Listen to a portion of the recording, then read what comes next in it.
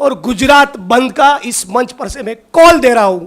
मोदी जी, आप भी गुजरात से हैं, मैं भी गुजरात से हूं। आप भी समझ लीजिए, जैसा कि मेरे साथी ने कहा, फ्लावर नहीं फायर है, झुकेगा नहीं। It's my challenge to you, prime minister of India. Thank you so much. कि आसाम की सरकार को अचानक क्या मन हुआ कि 2500 किलोमीटर दूर बैठे गुजरात के उस विधायक जिग्नेश मेवानी के खिलाफ एफआईआर करे। मेरा यह दावा है, मेरा यह आरोप है, यह प्राइम मिनिस्टर ऑफ इंडिया की ऑफिस से डिजाइन हुआ कॉन्स्पिरेसी है। गुजरात में चुनाव है और वो चाहता है कि मुझे बदनाम किया जाए, मुझे डिस्ट्रॉय किया जाए, और यहां तक मानो मैं कोई टेररिस्ट हूं। मेरे घर पे छापे किए, मेरे कंप्यूटर को सीज किया, मेरे एमएलए क्वार्टर पे रेड की, लैपटॉप को सीज किया, मेरे कॉन्स्टिट्यूएंसी की ऑफिस पे गए, मेरे शेयर टीम के लोगों के मोबाइल जब्त कर लिए।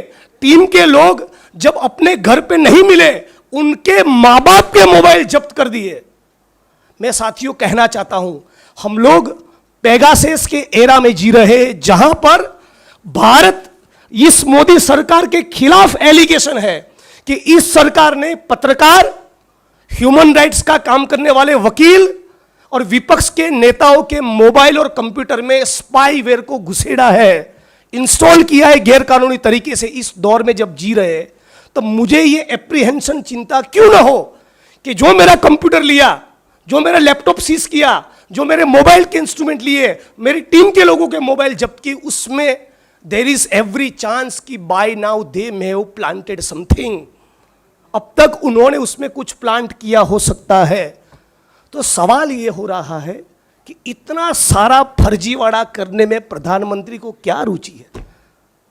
इतना सारा फैब्रिकेटेड केसेस करके 2500 किलोमीटर दूर एक जेल में डालकर इस देश के लोकतंत्र को, भाजपा को क्या हासिल होगा? करने के लिए बहुत कुछ है। इन सारे मामलों में सरकार कुछ नहीं कर रही है, और एक ट्वीट करने पर इतना हल्ला, इतना शोर, इतना गिरफ्तारी, आधी रात को 12 बजे मानो किसी टेररिस्ट को आप गिरफ्तार कर रहे हो। उस प्रकार का जो आपने माहौल बनाया है, मैं मानता हूं ये देश के लिए, हमारे लोकतंत्र के लिए बहुत खतरनाक है। पहले उन्होंने रोहित वेमुला को सुसाइड के लिए मजबूर किया, दलित समाज के पत्रकार साथियों को जेल में डाला, चंद्रशेखर की गिरफ्तारी करवाई, और अब ये लोग मुझे खत्म करना चाहते हैं। कोई युवा बोले, कोई पत्रकार बोले, कोई वकील बोले, और उसमें भी यदि कोई दलित समाज का युवा लीडर बोलता है, तो मोदी साहब अपने कास्ट बायस के चलते उसको हजम नहीं कर पा रहे। ये मैं आज इस प्रेस कॉन्फ्रेंस के माध्यम से आपके बीच में कहना चाहता हूं। और मोदी साहब भी गुजरात से है, हम भी गुजरात से हैं, तो उनको चैलेंज भी देना चाहते हैं कि मैं अपने खिलाफ जो मुकदमे हुए, मैं उसको जेल लूंगा, मैं वो सब सहन करूंगा।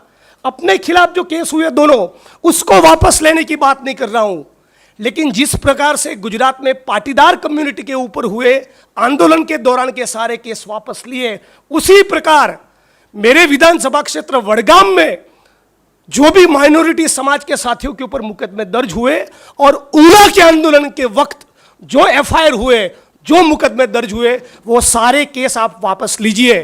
नंबर 2, ये 22 पेपर लीक हुए, उसको स्पेशल इन्वेस्टिगेटिंग टीम के द्वारा उसकी जांच करवाइए। नंबर 3, ये मुंद्रा के पोर्ट पर 1,75,000 करोड़ का जो ड्रग्स पाया गया, उसमें गौतम अदानी का इंट्रोगेशन करवाइए। और यदि इस सारे मामलों में आप 1 महीने के दौरान कोई कार्रवाई नहीं करेंगे, तो मैं चैलेंज के साथ कह रहा हूं, 1 जून पे इंडियन नेशनल कांग्रेस का गुजरात चैप्टर और हम सारे गुजरात के लड़ने वाले लोग सड़क पर उतरेंगे, और गुजरात बंद का इस मंच पर से मैं कॉल दे रहा हूं। मोदी जी, आप भी गुजरात से हैं, मैं भी गुजरात से हूं। आप भी समझ लीजिए, जैसा कि मेरे साथी ने कहा, फ्लावर नहीं फायर है, झुकेगा नहीं। It's my challenge to you, prime minister of India. Thank you so much.